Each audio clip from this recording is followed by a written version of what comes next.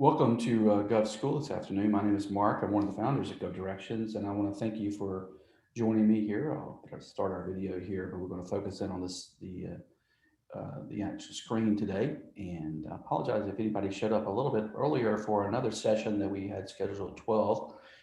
There was a little bit of time delay due to a miscommunication. But here we're making it on time at 1:30 for our series on the RFP. And what we're going to do today is talk about the parts of a request for proposal. It is an open mic session, and this is also a broadcast live for YouTube.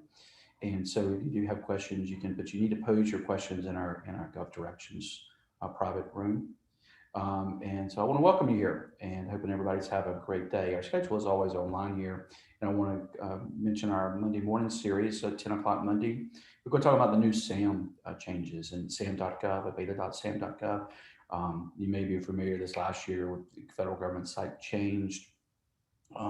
There's some new changes coming, and we're going to sort of show you before what's happening now and after what they plan on doing, and kind of walk through some of their screenshots that they're sharing with the public so that you can get ready and be ready to go whenever they do that. We also have our online boot camp, which is full actually right now. If you're currently a member and you do have a question about this, give us a call. We'll see if we can put you on a wait list. But this session is now full.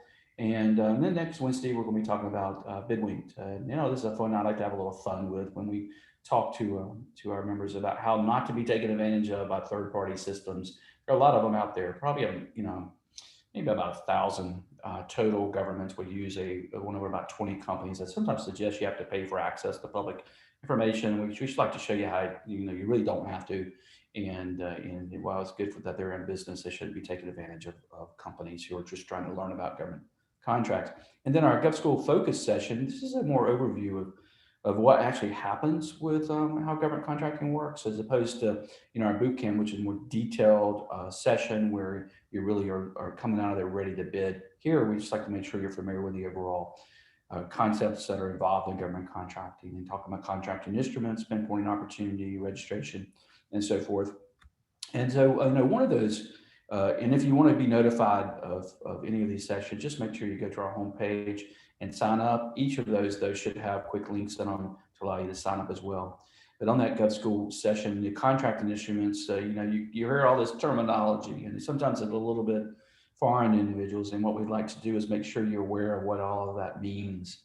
One of those is the request for proposal, and the request for proposal probably the more common mechanism that's used to acquire services and supplies from the private sector by governments.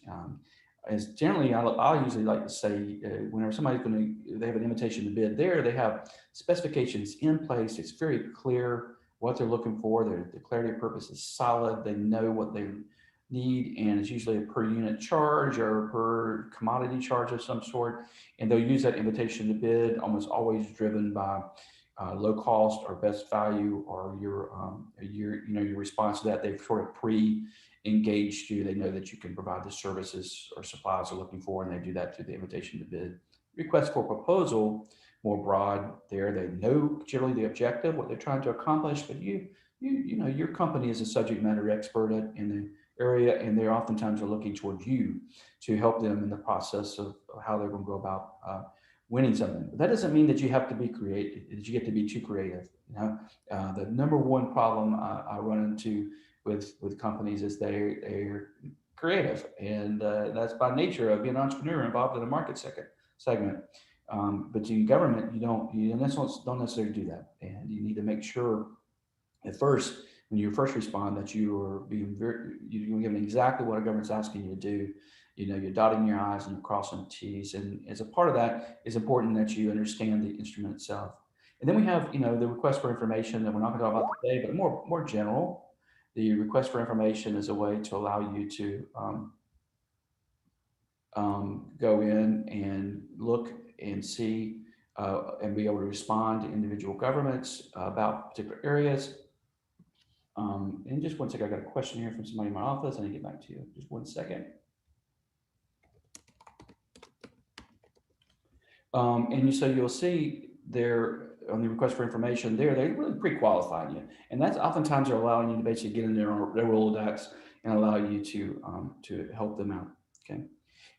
In some way. And so that's just a little bit different. You may be sending them a request for qualification back to them. You may be giving your capability statement. You may be giving a summary of your business, but they're potentially no contract involved with that, maybe a future contract. Okay. So going back to the request for proposal. Here, this document, when it's on the street, that means they're ready to hire you. Okay. And what we're going to do in this particular session is talk about the structure of an RFP. And we're going to walk through each section and I'm going to explain its importance to you. And I'm going to show you some examples in a real life situation. And this is a recorded version. Please maintain your privacy. But if you do have a question and you don't mind that, then you can raise your hand, or you can, and I'll call on you, or you can type into the chat box, which is I'm going to actually start here now. Okay. It's there, everyone in meeting. Here is chat. And you can tell me a little bit about your company, and I'll frame my comments about your individual areas. But in general, I'm going to talk today, some consulting work that I do. I like to do work in human resource management, consulting, and compensation management, and I'm going to use those as some examples as a way to tie some real life practices for my organization. But if you have something, I want to try to make it pinpointed to you as well. The request for proposal itself is a solicitation. That means they're actually trying to hire you. And it's sometimes done through a bidding process, sometimes done through a negotiation process, but all in a public setting. Okay. And oftentimes I'll hear right away is, I read this RFP, but I don't think they're really looking to hire somebody. Maybe somebody's got the in on this. That's just not the case. Government is not going to go through the effort of issuing an RFP, going into the sector, unless they really are soliciting advice and responses back from companies.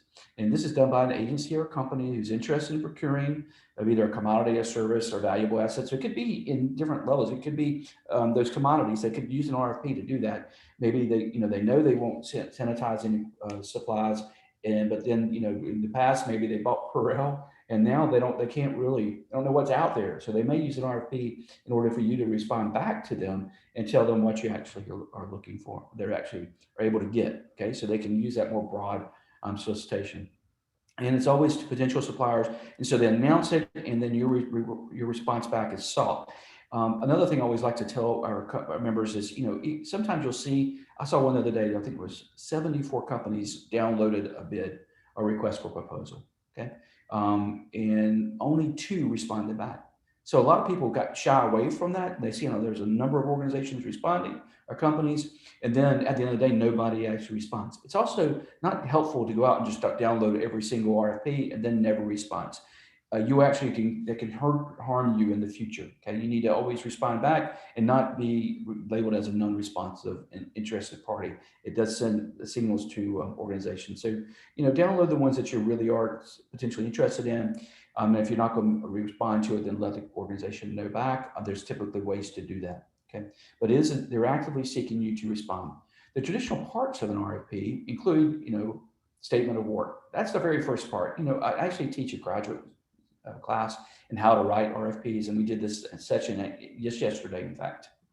And we talked about clarity of purpose and technical writing responsibilities, and technical specifications are next here. And what I teach them, they're actually writing the RFP for you to respond to. These are future procurement officers or future people who are involved in public sector spending, and we try to help them with that in that process in graduate training. But we talk about technical writing, and some of us maybe remember the ABCs of technical writing in school. Potentially, you've been given a coursework in it.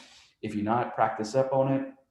And also, who are the elements of style? There's a great book out there Skunk and White does called The Elements of Style. Read that. Make sure that you're very clear in what you're asking for.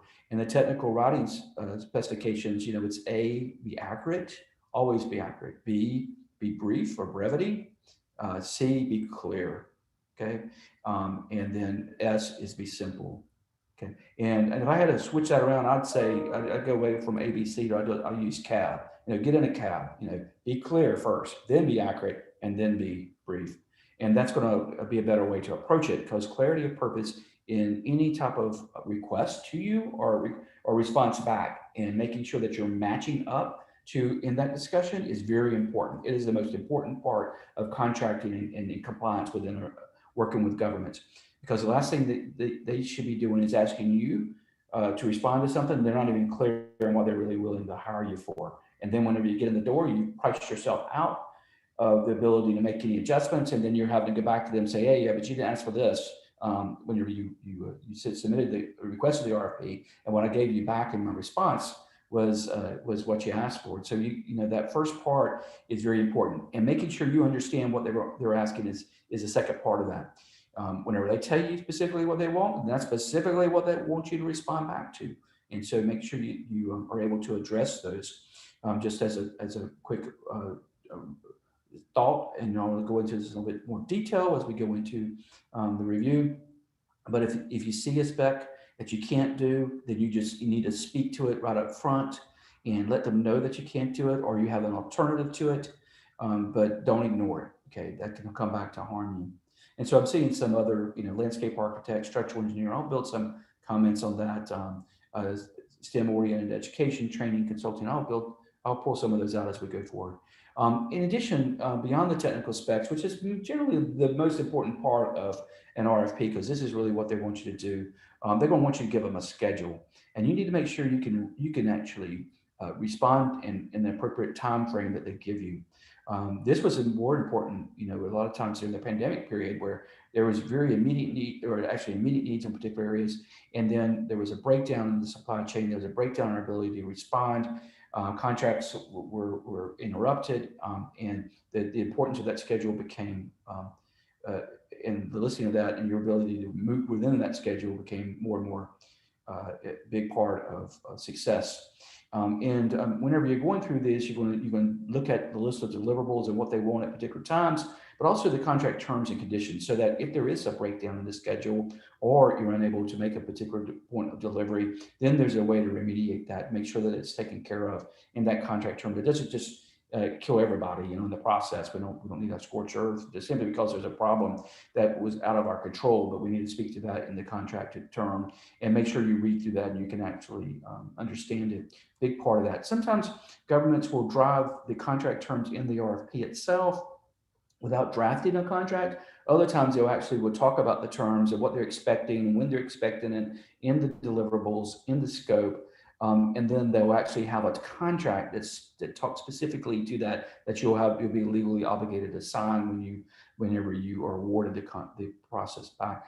When you do see those contracts, you need to read through them and make sure you're able to work with that. It's very rare they're going to make any adjustments to you based on your response back. It's very, very rare. So you need to understand that whenever they go to that, they're not going to be willing to make too many changes to their contract terms. These are almost always pro forma, in the sense that it's designed by the city attorney or county attorney or the state attorney or the federal offices that govern that. And you're expected to work within that. A lot of times those are going to be driven by local law and state law. And in terms, there are going to be some things you probably never thought you ever had to agree to or whatever. Doesn't really apply to you, but you still got to be able to do it. Okay. And then they're going to give you a format of proposal. This is probably the area that most people have the most problem with, paying attention to that format, trying to be too creative in the response back. We got all these great tools. I got PowerPoint. I got Adobe PDF documentation and how to do it. I can do all these graphics and designs. It just makes us look good in a traditional business environment, but in government, what they're really looking for in that format of proposal back to you is what they ask you for. They don't want anything else. Okay. They're going to tell you how they want you to lay it out. And you may have a sample response that you give back to a government already prepared. You need to rearrange it whenever you reply back to an individual proposal. The good news is on this part, most of these officers are training in the same method. And I had 30 of them in a class last night. They are all going to be doing it the same way. In addition, they're borrowing each other's requests for proposals that are out there. And so what you're going to see pretty often is once you look at the type of RFP, then you're going to see the same request back to them, and you're not going to be making too many changes. Almost always they're going to speak to qualification and experience, and usually there's a weighted environment how they select you. They're going to give you a matrix of some sort and a scoring method. That's going to be the evaluation criteria. And it's going to be a combination of your qualification experience and the cost breakdown and how you actually do that in cost. Okay. And so it's important that you're familiar with that. And when you go into it and how they actually do it, cost is oftentimes a small factor in the actual decision making of an RFP. The most often the highest one that's weighted the most is that you're actually able to do what you say you're able to do, and you got demonstrated experience doing that. So get that experience level set up, so that you're able to respond, get your qualifications or that, that statement, capability statement in place, so you know how to respond back to government, that you're using the right terminology, you're using the legalese for government, the words that are common in the industry, and that you're able to give them that back to them so they understand it. It just signals to them that you know what you're doing and that you are ready to go. Go back to that terminology you're going to start hearing more and more of as we start seeing some $4 trillion potentially in infrastructure packages going from forward from legislation now being talked about. We're already seeing 1.9 trillion in the marketplace. These are big numbers, a significant market, the largest marketplace in American history for government contracting. I would point out that everybody starts somewhere. Probably the second question I get all the time is, Mark, I don't have a lot of experience with government. In fact, I don't have one my first contract. How do I get past that? The way you get past that is that you just own up to it. Okay. Let them know because you started your company for some reason. Okay. And you know why you did that. You're good at what you do, and you're able to tell them that. Okay. Maybe you did it for another company. Maybe you just received your recent doctorate in a particular area, but you've done a lot of study.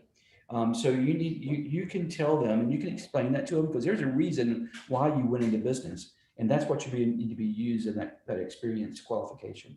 The very first time I ever won a contract, somebody took a chance with me. It was a smaller government, and not a lot of people did respond.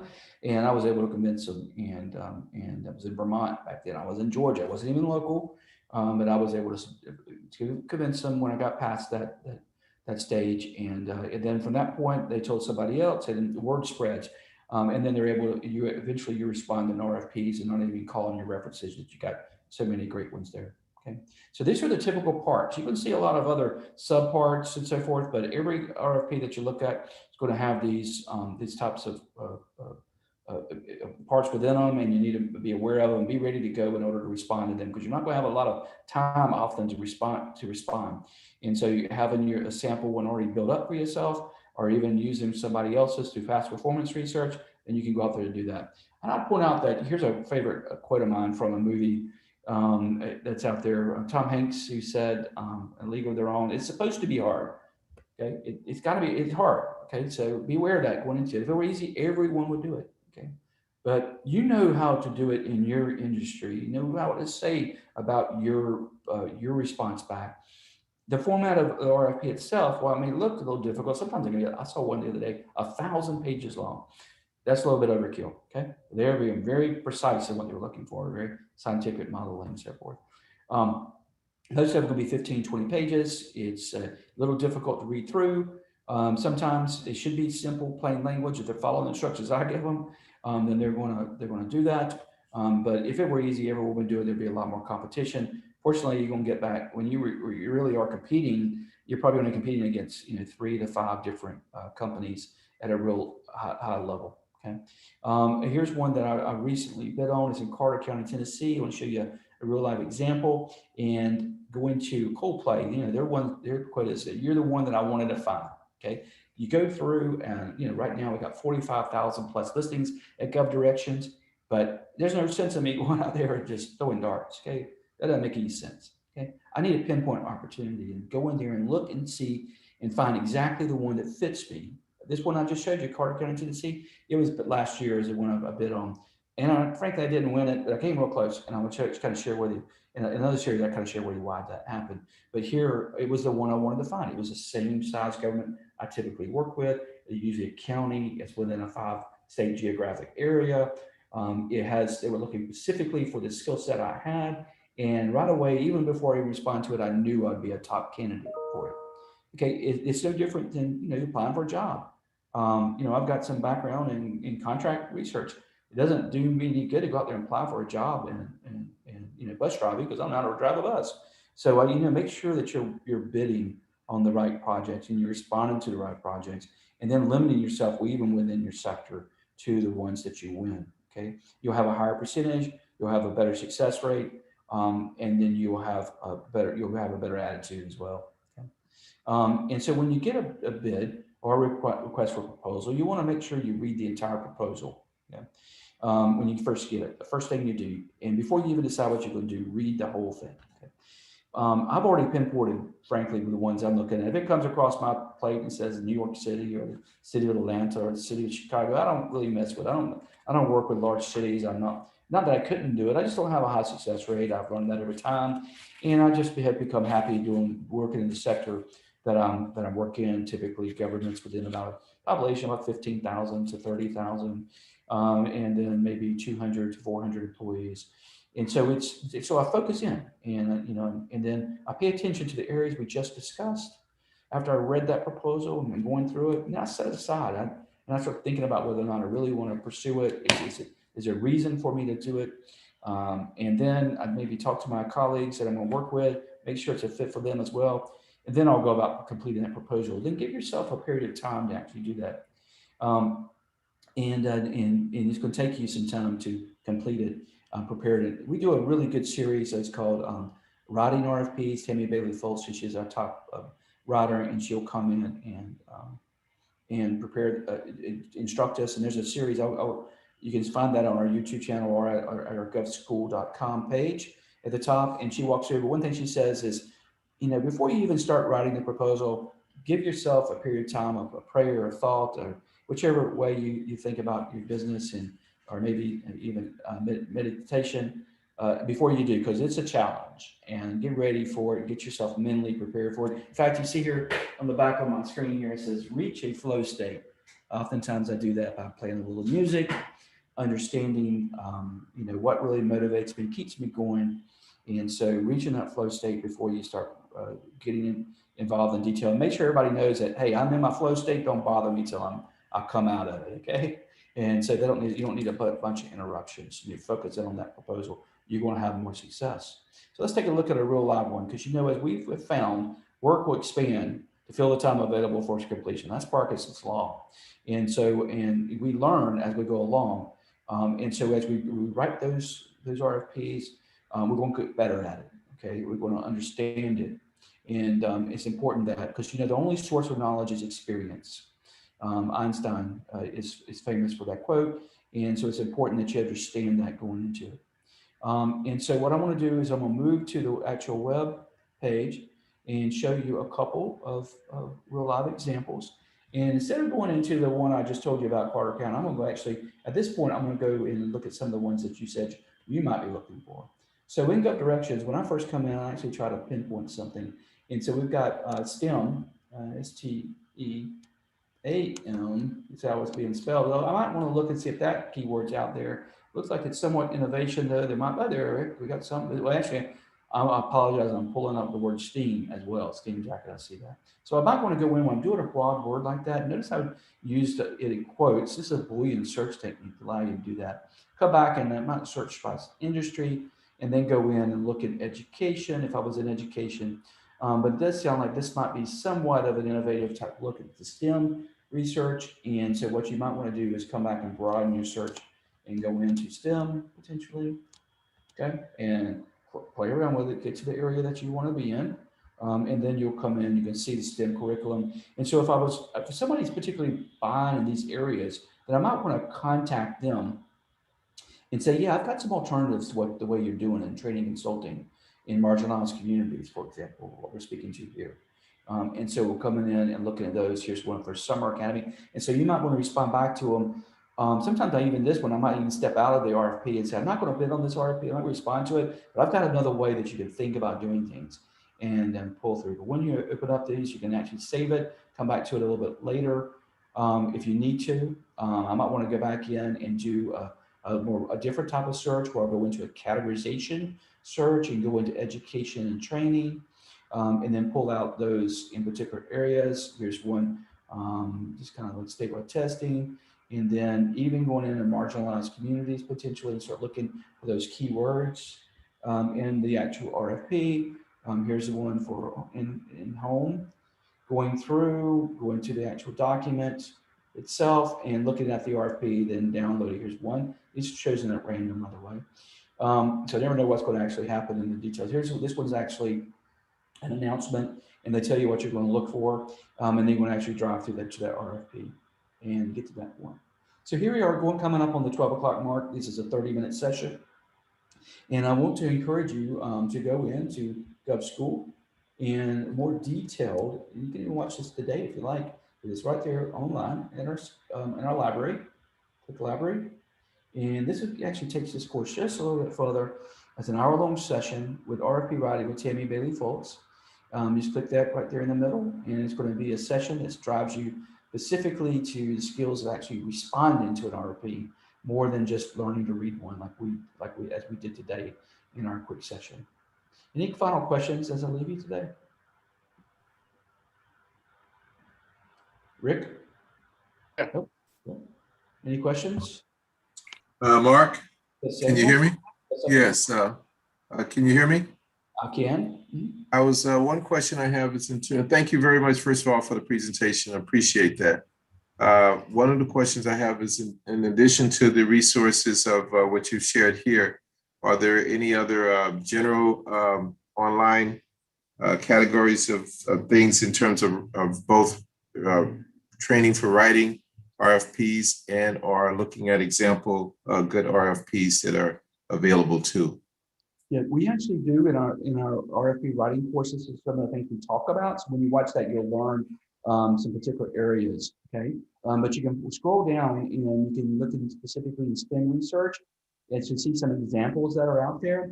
We also publish within GovDirections recent awards in a particular area. We focused more recently on stimulus related contracts, and so one way to learn is always watch what others are doing.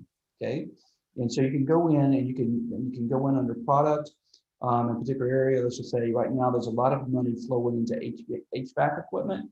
So you come in, you can see these contracts that are out, and then you can draw out to the actual contract link to see some examples that are there. Okay. So these are tools that are out there for you to learn. But watch our GovSchool channel, and that's going to be a great place for you to make sure that you're aware of classes that we do. In our RFP series, specifically about writing, one that Tammy Bailey does, there we do that by sector, and we announce that. There's one this Friday, for example, coming up next Friday for janitorial and park services, specifically to that audience, and we do those over time. But you can also, in her information, you can contact her directly. Our what we call our Gov Advice series, which is in your Member Home account. You're able to go in and request particular assistance in areas. Here are the services we know people usually generally need help in: capability statement, for example, performance research, professional assistance. One of those is writing an RFP, and you can book an appointment if you need someone to potentially help you with that. We'll refer you to Ms. Foltz. But each of these traditionally have quick places where you can go and you can book the appointment, or you can actually look into services and you can see some examples of what others are doing as well. Okay. Any more questions today? I want to thank everybody for coming. These are more global sessions. If you do need some technical assistance or you have a question, you can book a personal schedule time here under schedule demonstration. We'll walk through. Just choose option A, and I'll walk through one individually with you.